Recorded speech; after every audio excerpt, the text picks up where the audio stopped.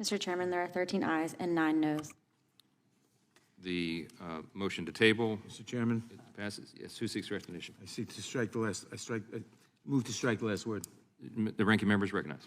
Mr. Chairman, in this last amendment by Ms. Scanlon that was just ruled out of order, you ruled it out of order because it references a specific date. In my parliamentary universe, adding a specific date is considered a limiting amendment. It limits the scope of the underlying amendment. It does not expand it. Therefore, it cannot be a grounds for holding an amendment out of order, because it limits it, it doesn't expand it. It's called in parliamentary terms a limiting amendment, which is always permitted. So this is just another example of the Republicans using obviously specious reasoning because you're afraid to vote on anything to do with January 6th. You're afraid to vote on all the things we've talked about before because your constituents might hold you responsible. So I would ask you why this is not a limiting amendment, why this, in what way this expands the scope of the amendment, and I'll yield to you for the purpose. I'll be happy to answer. We will belabor the point further. I've already explained this, that by presenting this amendment, it changes the purpose of the bill and makes it about January 6th. On its face, by your explanations, by all the comments that have been made, you want this to be about January 6th. You just said it again. You emphasize the same point. That's not what the underlying legislation is about. You're claiming my time. You asked me to respond, and I'm giving you the response. Okay, so responded. on its face, the amendment violates House Rule 16, Clause 7. Now, you can disagree with me, but you're not the chairman anymore. I'm sitting in the chair now. Reclaiming my time. I certainly do disagree with you. And again, I repeat that the motives of the Republicans today are shameful as seeking only to avoid voting on all these different subjects that have been raised today. I yield back. Would the gentleman yield? Gentleman, Would the gentleman yield? the gentleman has yielded back. Does anyone else seek recognition? Ms. Cicilline, and then I'll get to you, Ms. Johnson. I have an amendment, so I think Mr. Johnson wants to speak with respect to this, so I'm happy to defer to him. Gentleman's recognized. Thank you. The blatant hypocrisy on display throughout this hearing is mind-numbing, Mr. Chairman. It's very disappointing that the intellectual dishonesty that is on display is shockingly abusive to the process. I mean, you can't tell the American people who are looking at this that to include federal law enforcement officers in a resolution honoring the service of local and state law enforcement officers is irrelevant or non-germane or out of order in some way. The American people understand that law enforcement is law enforcement. They understand that January 6th, Capitol Hill police officers died. They understand that federal law enforcement officers over the years have died. Over, actually 650 have died from gunfire over the years. 650 have died from gunfire, federal law enforcement officers. Not to mention the 7 fallen officers of the U.S. Capitol Police Department, 2 of whom have passed away within the last 2 years due to the insurrection. And so we've had law enforcement officers, federal law enforcement officers, who've given their lives to protect us. They were the ultimate displays of courage. But yet this committee doesn't have the courage to vote up or down. He's the highest paid employee in our federal government.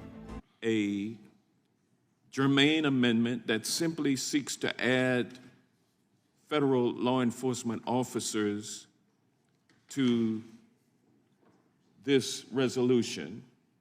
It's simple. The American people understand it. They're not getting thrown off track by talking about crime. And by the way, the crime that you speak of is caused by your policies in opening the floodgates for more guns on the street. This is a failed experiment. More guns does not mean more safe. More guns means less safe. But yet, the response of the Republicans is always more guns. We should be, instead of a resolution to honor police today, just state and local, we should actually be using our time to make our police officers and to make the citizens of this country more safe by limiting guns, by reversing the trend that you all have started and that you continue to adhere to that makes us less safe.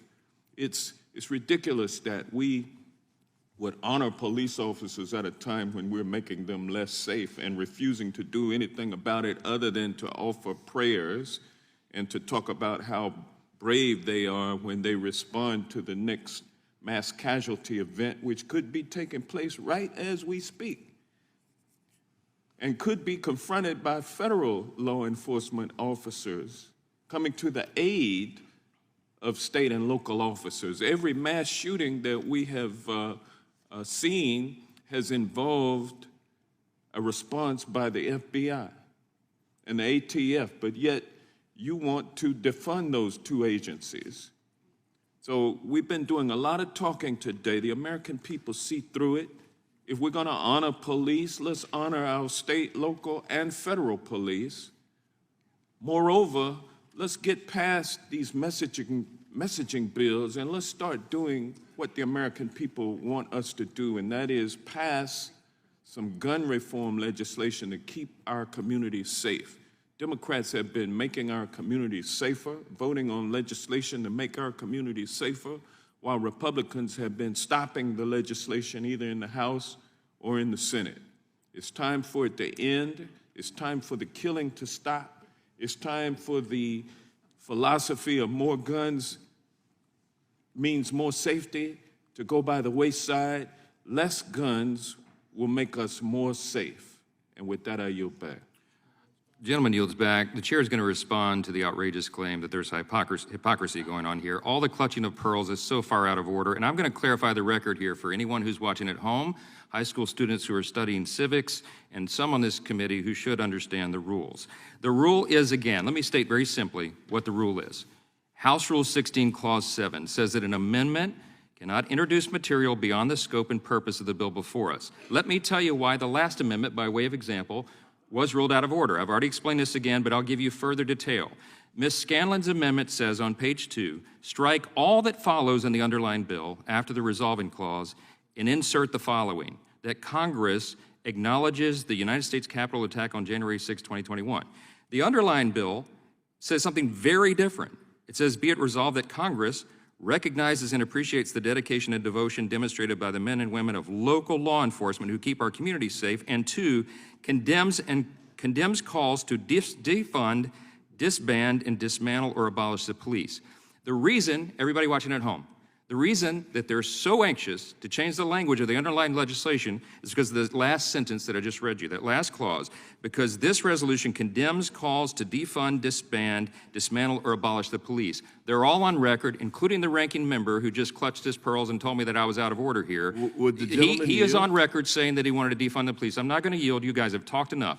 And you've all accused us of abusing the rules. This amendment, just like the ones before it, is a blatant violation of House Rule 16, Clause 7. It is not germane because it wants to talk about January 6th and it wants to get rid of the condemnation of the call to defund police, which was their mantra here until just recently. Would the gentleman Because now we've seen the results. Mr. Chairman, will you yield to a The question? chair does not yield. I will yield if you have an amendment. No, I'm not going to yield to a question. No. You've talked enough, Mr. Cicilline. You don't get to decide that, Mr. Chairman. You don't get to decide who talked It's my enough. time and I'm not yielding. Okay, then I ask the recognition. I'll yield back. The gentleman's recognized. Thank you. So, Hey, before you click on the next video, if y'all could do me a big favor and hit that like button. The algorithm loves it, and so do I, because it helps promote these videos and get the message out about what our government has been doing. Don't forget to hit that subscribe button and turn on your notifications, because every time I put out a video, you want to know about it, right? Thanks again, and have a good one. See you on the next one. Peace.